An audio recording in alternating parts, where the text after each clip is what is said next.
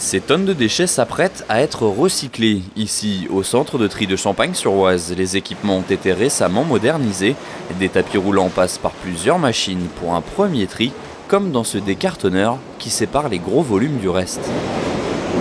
Le triage est ensuite réparti sur 3 tapis, un pour les gros cartons, un pour les corps plats comme les journaux, et celui-ci dédié aux corps creux comme les bouteilles en plastique. Chaque trieur doit récupérer un ou plusieurs types de déchets. Par exemple, au départ, le trieur récupère tout ce qui est bouteilles en plastique.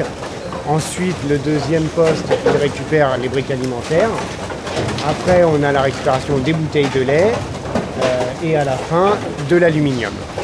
Auparavant, sur une seule ligne, la séparation est désormais plus précise et moins fatigante pour les 15 trieurs. Cette séparation en amont permet donc aux trieurs d'avoir moins de déchets qui arrivent en même temps et du coup d'avoir un tri plus efficace. Donc nous, on va pouvoir passer plus de déchets sur une même journée par rapport à avant cette mécanisation et en même temps de gagner en efficacité puisque les trieurs seront plus efficaces dans leur tri. À la fin, les erreurs de tri sont collectées et dirigées vers l'usine de compostage. Le centre traite les déchets de 28 communes au total. On a une capacité totale du centre de tri aujourd'hui qui est de 5000 tonnes par an.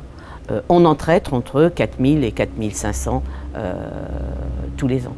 Les déchets triés sont finalement compactés. Là, on a les balles, alors par exemple ici de bouteilles claires, qui ont été passées dans notre presse à balles.